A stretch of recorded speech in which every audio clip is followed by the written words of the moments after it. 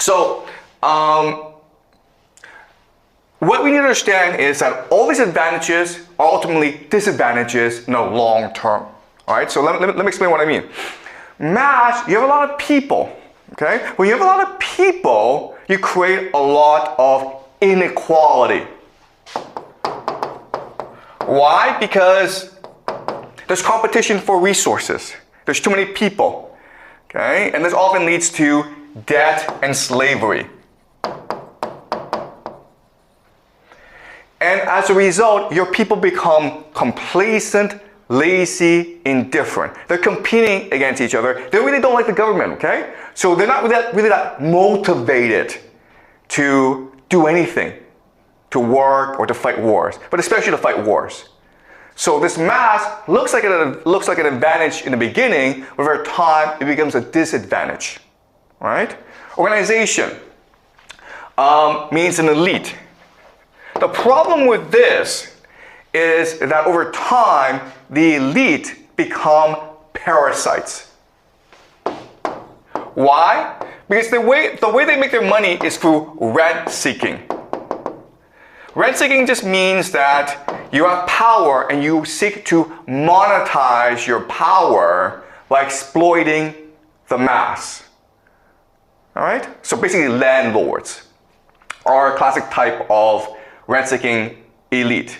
And so they don't really work, but they make a lot of money because they own the land, because they control all the resources, because they control all the capital. And that forces the mass to go into slavery, to go into debt, which is what's happening in America today.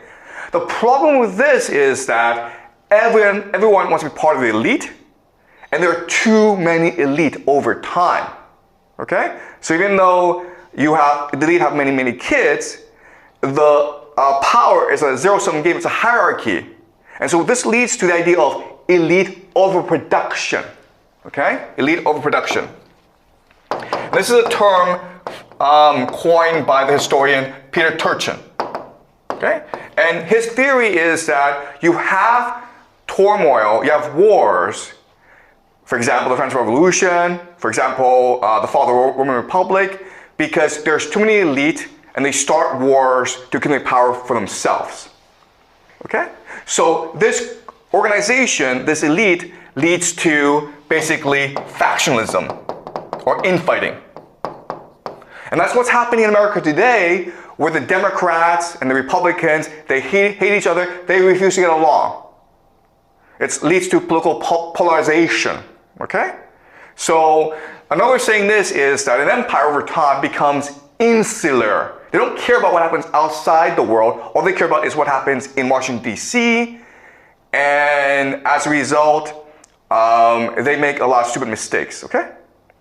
All right. Now, the last thing is death. Okay, the problem with death is that if there are no consequences to your actions, you become arrogant, you become lazy, and you become incompetent, okay? Because you don't care. It doesn't really matter. And this leads to the idea of hubris.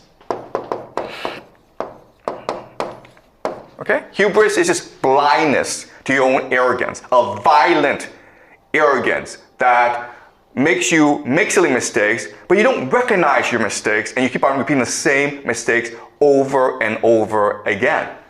Right? So, yes, it seems like the empire is invincible, but if you actually think about it, the empire, its advantages becomes over time its disadvantages, which will lead ultimately to its downfall.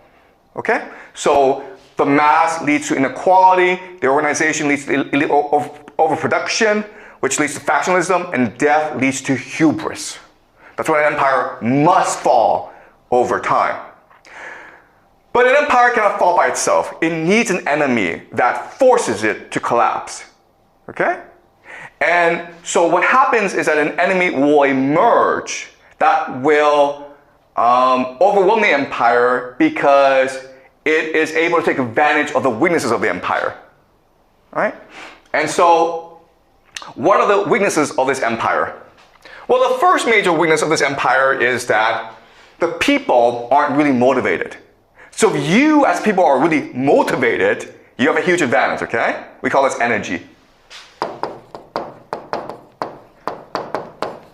Right?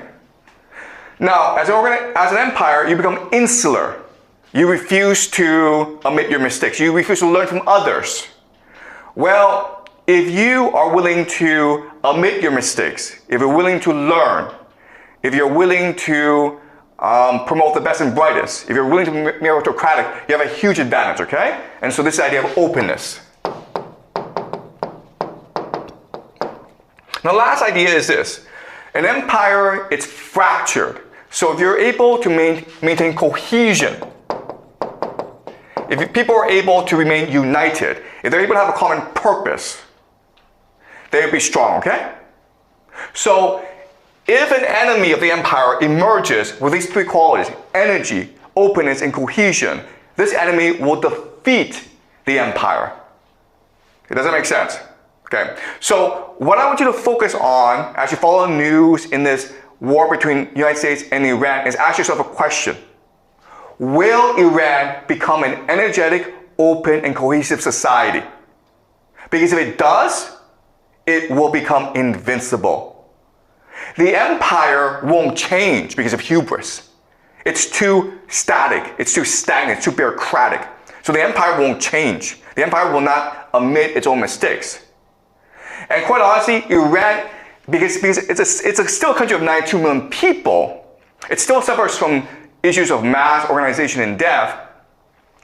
And so if it's able to transform itself into an energetic, open, and cohesive society, then it will triumph over America.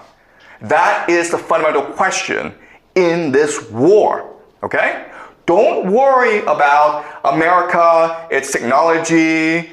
Don't worry about the economy. Don't worry about these things, okay? Just ask yourself one question. Is Iran transforming as a society? Are people becoming much more motivated? Are people in Iran learning from their mistakes and innovating and becoming resilient on the battlefield? Are the Iranians sticking together as a people? Okay? Because if the answer is yes to all three questions, then Iran will win and America will lose. Okay? Doesn't make sense. All right. So